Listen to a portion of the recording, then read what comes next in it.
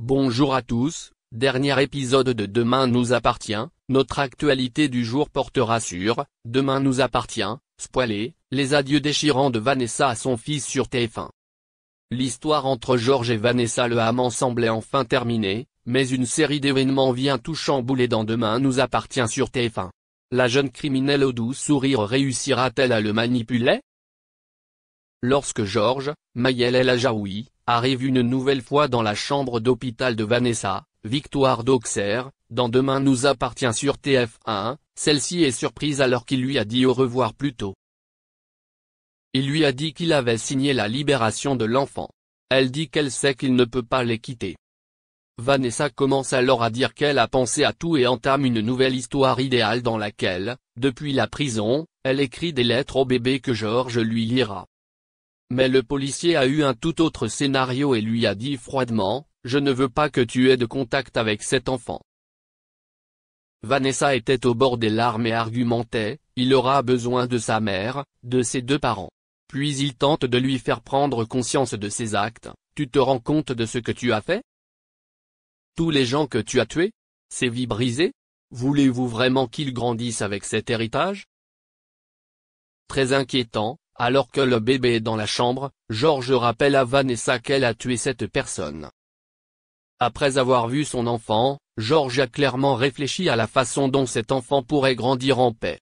Il lui a ensuite fait signer des papiers renonçant à ses droits parentaux et est parti.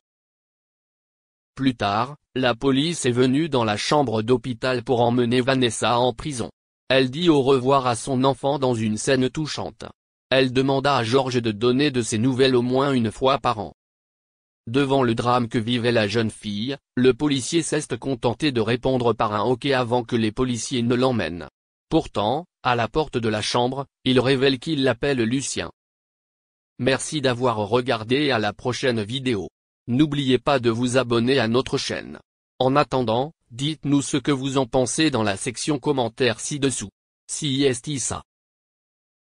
Est un amoureux de la Corse. Il a d'ailleurs passé une partie de son enfance entre Marseille et Ajaccio, dont la partie maternelle de sa famille est originaire. C'est donc tout naturellement qu'il a décidé d'y poser ses valises, lorsqu'il n'est pas sur Paris. Et il n'y est pas tout seul. Depuis 2008, le chanteur n'est plus un cœur à prendre. Il est en effet marié à Ariane Quatrefages. Cette dernière n'est pas une inconnue. Elle a en effet été la 3e dauphine de Miss France en 2000, année de l'élection de la sublime Sonia Rolland. Entre les deux, ce fut un véritable coup de foudre. Ils vivent toutefois leur relation loin des projecteurs, et cultivent un jardin très secret en Corse. Patrick Fiori et sa femme ont accueilli 2 enfants, en 2009 et 2014. Eux aussi sont cachés des projecteurs. Et on les comprend bien, avec la célébrité du chanteur, il peut être difficile de garder une vie privée et intime. Heureusement, l'isolement de l'île de Beauté leur permet une vie relativement normale. Cela faisait un petit moment qu'on n'avait pas vu Patrick Fiori sur notre petit écran.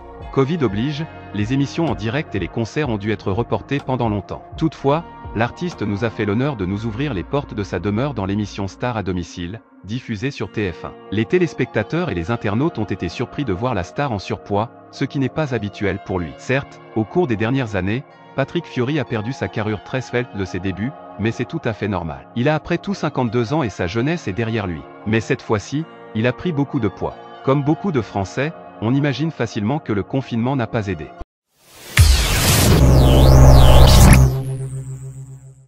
Après une absence de plusieurs années, Gérard Depardieu, le monument du 7e art, le revient sur le devant de la scène artistique. D'abord, dans Maison de retraite, film français réalisé par Thomas Gilou, son duo avec l'humoriste star Kev Adams fait des étincelles et l'art créatif reprend de plus belle. Celui qui donnait la réplique à Patrick Douaré et à Miu Miu dans Les Valseuses est une légende. La semaine d'après, le dernier long métrage de Patrice Lecomte est attendu avec impatience par les fans du 7e art. Nous sommes convaincus que le biopic de Maigret va pulvériser des records dans les salles obscures. Enfin, n'oublions pas que Robuste de Constance Meyer a été sélectionné et salué par les membres le célèbre Festival de la critique à Cannes. Pour les nombreux admirateurs de GG, c'est le moment ou jamais de rentabiliser sa carte de cinéma. Après 2 ans de pandémie, on va enfin pouvoir s'offrir d'innombrables heures d'évasion, alors que la 42e série